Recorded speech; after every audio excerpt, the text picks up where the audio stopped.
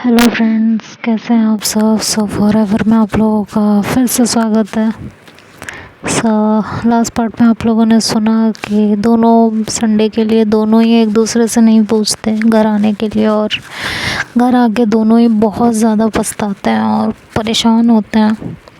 किसी तरह सैटरडे का दिन रात दोनों कट जाती है। वो ग्राउंड में जाती है शीतल, वो अपने कोचिंग सेंटर जाती है, लेकिन दोनों का ही किसी चीज़ में मन नहीं लग रहा होता। नेक्स्ट डे संडे होता है, पर संडे हर संडे की तरह इस बार कोई एक्साइटमेंट नहीं होती। दिन तो काम में बीत जाता है और जैसे ही 3 बजते हैं दोनों को ही बेचैनी होनी शुरू हो जाती है। कभी लेटते, कभी बैठते, कभी सोने की कोशिश करते, लेकिन किसी भी तरह चैन नहीं पड़ रहा था। वो शीतल कभी इधर देखती, कभी बाहर जाती, कभी किसी से लड़ती, कभी कुछ करती, और वो बहुत ही परेशान हो रही थी। जाके बाहर अपने फ्रेंड्स के साथ खेलने लगती है और खेल खेल में कुछ बात बिगड़ जाती है और शीतल किसी को पीट देती है, पीठ के अंदर चली आती है। प्रिया ये देख लेती है, प्रिया आती है घर में, कहती है मम्मी देखो इसने उस लड़के को फिर से पीट दिया। उसकी मम्मी कहती है क्यों पीटा भाई तुमने, क्या हो गया अब, क्या तुम हर वक्त गुंडागर्दी करती रहती हो, क्या क्या चलता है क्या है।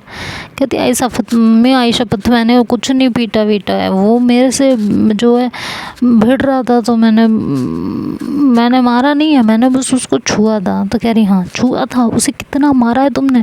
तो कहती प्रिया तुम तो कम ही बोला करो, तुम इतना ज़्यादा बढ़ा चढ़ा के बात बताती हो ना, मुझसे ना बात करने की ज़रूरत ही नहीं है बिल्कुल। मतलब सारी इरिटेशन, सारी फ्रस्ट्रेशन वो प्रिया और मम्मी पे और उस लड़के पे निकाल के आ जाती है। लेकिन फिर भी उसको चैन नहीं मिल रहा होता। इधर नीलू का भी कुछ वही हाल था, उसे भी किसी तरह चैन नहीं आ रहा होता। उसकी नज़रें बार बार गेट पे पड़ रही होती हैं और तो वो थक हार कर जाकर अपने मम्मी के पास बैठ जाती है और उनके साथ काम में हाथ बटाने लगती है। और शीतल पढ़ने के लिए कॉमिक्स उठा लेती है, वो कॉमिक्स पढ़ने लगती है। ना तो शीतल का मन कॉमिक्स पढ़ने में लग रहा था और ना नीलू का मन काम में लग रहा था। घड़ी में 4:30 बज चुके थे। दोनों को ही एक दूसरे के आने का जो इंतज़ार था वो अब धीरे धीरे ख़त्म होता जा रहा था। नीलू जैसे ही गेट के खुलने बंद होने की आवाज़ होती तो नीलू और शीतल दोनों ही गेट की तरफ देखने लगते कि शायद कोई आ रहा हो।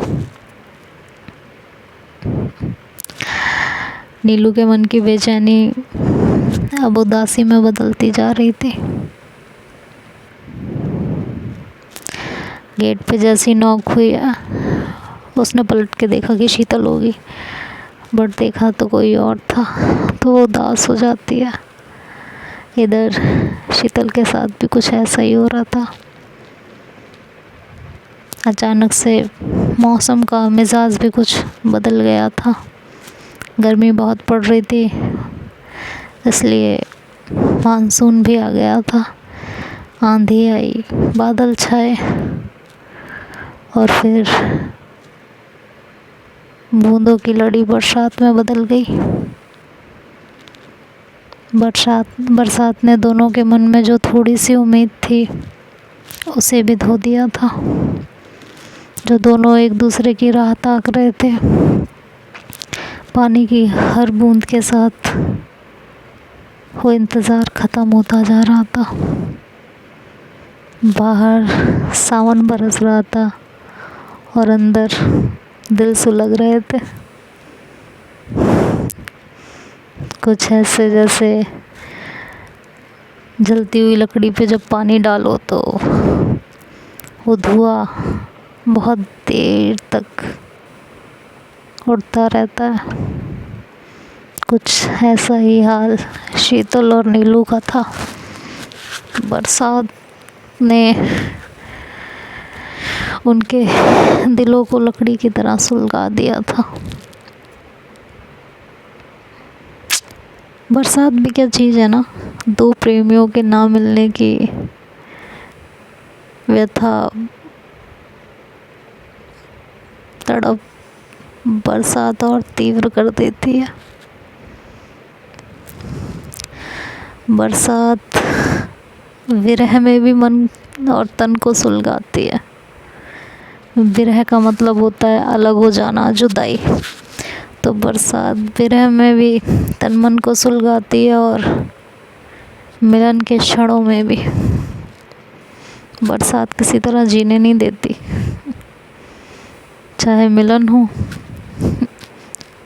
या बिछो, दोनों में ही बरसात बड़ा बेकार काम करती है, दिल में एक आग लगा देती है जो किसी हाल में जीने नहीं देती। यही हाल उसका हो रहा था, शीतल का और नीलू का भी। जितनी तेज बरसात होती उतना ही ये दोनों परेशान होते। खैर, वक्त बीतता गया, बरसात बढ़ती गई और बरसात भी एक टाइम के बाद रुक गई और दोनों का इंतज़ार, दोनों की उम्मीद वक्त के साथ साथ ख़त्म हो गई। मन मार के दोनों ही रात को अपने अपने रूम में आए और एक दूसरे के बारे में सोचते सोचते सो गए। अगले दिन स्कूल में दोनों ने एक दूसरे को देखा, लेकिन बात नहीं हुई। दोनों बस एक दूसरे को देखते रहे। शीतल को देखकर नीलू मुस्कुराई, मगर शीतल ने कोई जवाब नहीं दिया, ना ही किस मांगने का कोई इशारा किया। बस नीलू को देखती रही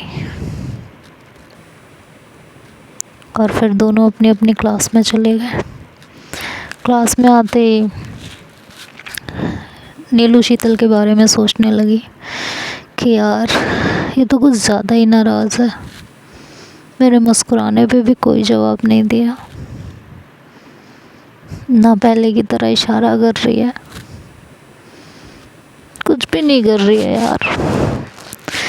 और इसकी ये खामोशी मुझे परेशान कर रही है।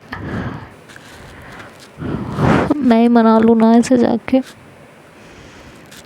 इधर शीतल का भी हाल कुछ ऐसा ही था। वो भी ये सोचती है कि मन कर रहा है जाके उसे गले से लगा लो, उससे बातें करो, उसे बैठाऊं, उसे बहुत देर तक देखती रहूं, लेकिन उसे तो अच्छा ही नहीं लगता ना। जब उसे अच्छा नहीं लगता तो क्या फ़ायदा है।